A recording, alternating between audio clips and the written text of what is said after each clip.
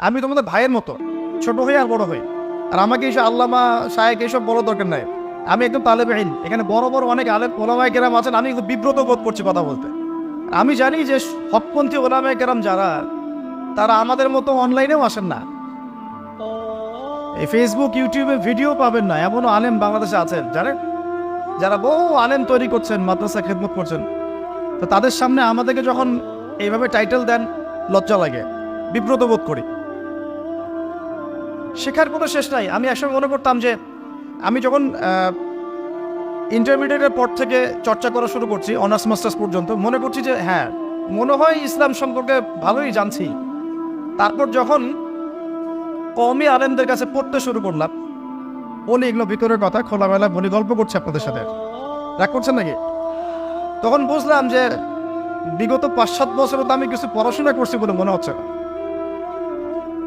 যেমন একটা হাদিস শো করে বললাম যে ওস্তাদ, এই যে আল্লাহ রাসূল সাল্লাল্লাহু আলাইহি ওয়াসাল্লাম বলেছেন যে একজন মুমিন ব্যক্তি আর একজন মুমিন ব্যক্তির আয়না স্বরূপ। কি স্বরূপ? আয়না স্বরূপ। তো আমি যদি অনলাইনে কোনো ভাইয়ের ভুল ধরিয়ে দেই সমালোচনার মাধ্যমে, তাহলে কি আমি হাদিসের উপর আমল করলাম না?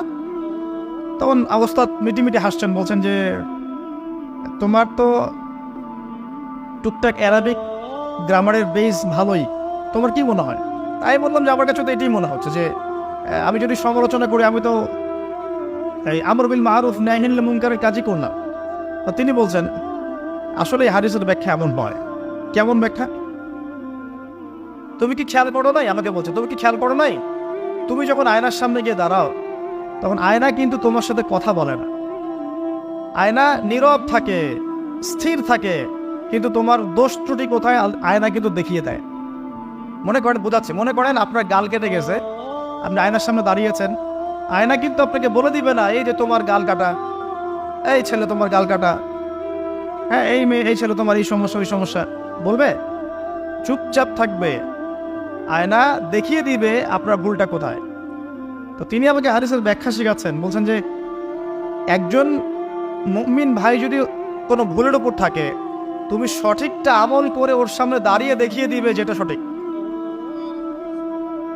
তো বুঝলাম, যতদিন যাচ্ছে আমি বুঝতে পারছি যে আসলে এই জ্ঞানের সমুদ্র যে কত গভীর, 100 বছর হায়াত দিলেও মনে হয় শেষ করতে পারবো না। তো প্রিয় যুব ভাইরা, নসিহত করছি, সেটা হচ্ছে যে দিনের জ্ঞান অর্জন করতে হবে। জ্ঞান অর্জনের কোনো বিকল্প নাই।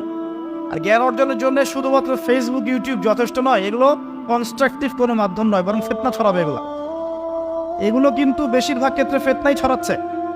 আপনার কাছে মনে হচ্ছে হয়তো যে অনেক কিছু লাইভ হচ্ছে, আমরা পাচ্ছি, হ্যাঁ অনলাইনের মাধ্যমে জানছি, হ্যাঁ ঠিক আছে, স্বীকার করি ভালো আছে, কিন্তু মন্দটা অনেক বেশি।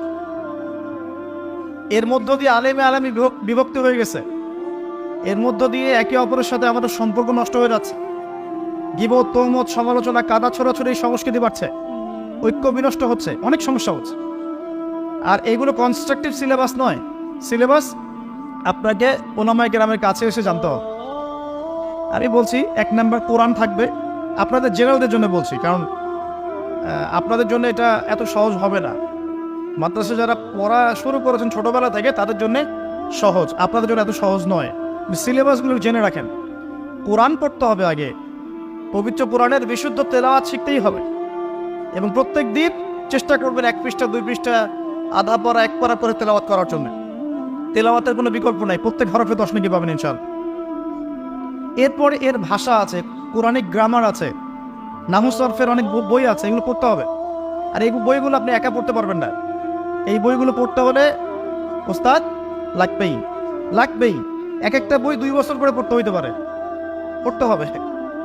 যদি আপনি কোরআন জানতে চান, বুঝতে চান, পড়তে হবেই। আর যদি মনে করেন না আমার এত জানা বোঝার দরকার নাই, সেটা আলাদা বিষয়। তখন আপনি ওলামায়ে কেরামের কাছে গিয়ে জিজ্ঞাসা করে মাসালা নিয়ে নেবেন।